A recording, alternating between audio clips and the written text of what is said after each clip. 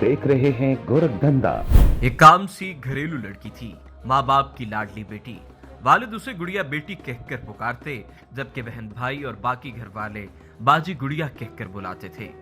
वो शर्मीली थी और उसके आंसू उसकी नाक पर रखे होते थे। इधर कुछ खराब होता, उधर उसके आंसू टिप टिप गिरने लगते। वही बात बात पर रो देने वाली लड़की अब मरियम नवाज बनकर स्टेज पर से सब ताकतवरों को ललकारती है।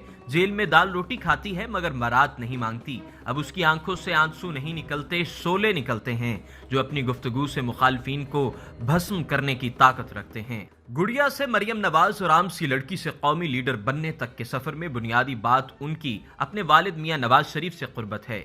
वालिद लंदन में है और बेटी जाती उम्रा में, मगर दोनों के दरमियान दिन में 3-4 बार गुफ्तगू जरूर होती है। वो अपने वालिद मियां नवाज शरीफ की सबसे करीबी मशवरादान हैं। 3 बार वजीर आजम रहने वाले नवाज शरीफ जाती तौर पर बहुत कमगो हैं। अपने जज्बात और तासुरात का इजहार आसानी से नहीं करते। मरियम नवाज को तवील रफाकत की वजह से अलबत्ता अब ये मलका हासिल हो चुका है कि वो अपने वालिद की खामोशी के बावजूद उनके चेहरे पर मौजूद तासुरात को पढ़कर जान लेती हैं कि वो क्या चाहते हैं। बकौल मरियम नवाज, वो अपने वालिद के चेहरे पर जो पढ़ती हैं वो अक्सर औकात दुरुस्त निकलता है।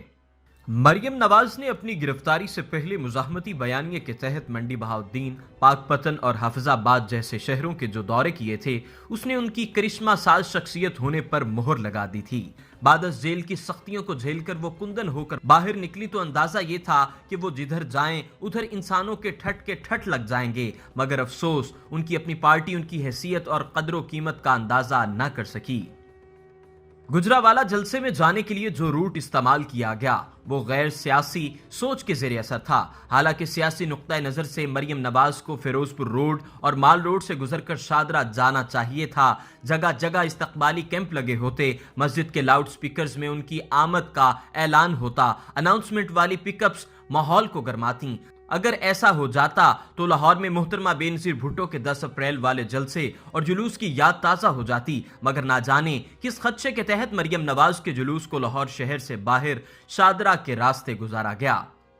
इस गैर सियासी हिकमत अमली से मरियम नवाज की तरफ से जितने बड़े पावर शो की उम्मीद थी वो पूरा ना हो सकी। मुझे यूं लगता है कि मरियम नवाज का पोटेंशियल और सियासी टैलेंट कहीं ज्यादा है, लेकिन अभी तक उसका सही इस्तेमाल नहीं हो सका। गो कि मरियम नवाज का सियासी कद अपने वालिद की वजह से है, मगर सच ये है कि वालिद ने इसे अपने साथ वाली नशिस्त इतनी आसानी से नहीं दी। वालिद मरियम को सियासत में लाने और इसे रोल देने के बारे में तादेर हिचकिचाते रहे। नवाज शरीफ अपने इर्द गिर्द के लोगों को गहरी परख परचोल से गुजारते हैं। मरियम को नून लीग के बाकी लोगों की निस्बत बहरहाल ये इस्तेहकाक तो हासिल था कि 2000 से लेकर 2020 तक वो अपने वालिद के साथ हर रोज 4 से 5 घंटे गुजारती और उस रोज के सियासत के दावपेच और राजो न्याज पर गुफ्तगू करती।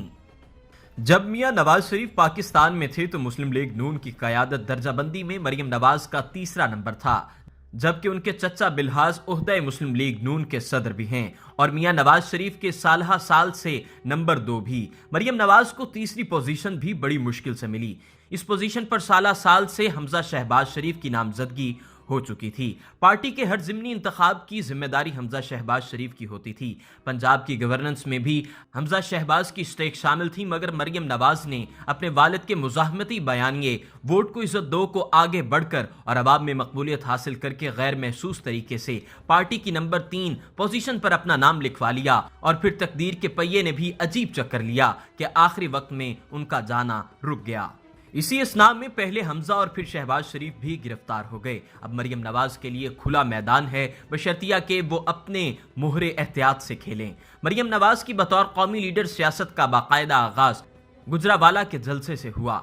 इस जलसे के इस्तकबाली जुलूस को तूफान तो कह सकते हैं, भौचाल नहीं, क्योंकि मरियम नवाज की हैसियत और स्टेटस से कम था और इस कमजोरी की वजह मनसूबाबंदी थी। अगर यही इस्तकबाली जुलूस माल रोड से गुजरता तो शायद आज पाकिस्तान की सियासत के बयानिए में कई नए फैक्टर्स ज़ेरे बहस आ रहे होते। मरियम नवाज गुजरावाला के जलसे में गईं तो सब्ज लिबास पहनकर पाकिस्तानी कौमियत का इलामती पैगाम दिया।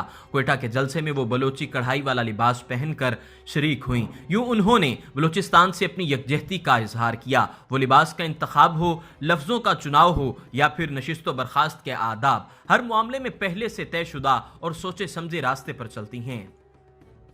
अपने वालिद की तरह وہ اپنے ملاقاتیوں کی نشستوں اور ان کے کھانے کا مینیو تک خود ترتیب دیتی ہیں۔ وہ شرمیلی لڑکی جو بچپن میں ٹپ ٹپ آنسو گراتی تھی، اب کبھی بلاول بھٹو سے مذاکرات کرتی ہے تو کبھی سردار اختر مینگل سے سنجیدہ بات چیت۔ سچ تو یہ ہے کہ مریم نواز نے اپنی شخصیت کی تشکیل اور تعمیر پر بڑی محنت کی ہے۔ وہ دنیا بھر کی خبروں سے آگاہ رہتی ہیں۔ ٹویٹر اور فیس بک کے ٹرینڈز کیا ہیں انہیں بخوبی علم ہوتا ہے۔ قومی سیاست میں داخل ہوتے ہوئے وہ بہت محتاط ہیں۔ بڑے لیڈرز کے ساتھ ملاقاتوں اور جلسوں میں کی جانے والی تقریروں میں ابھی بے ساختگی نظر نہیں آئی۔ ہو سکتا ہے کہ اگلے جلسوں میں اور زیادہ پر اعتماد ہو کر بات کریں۔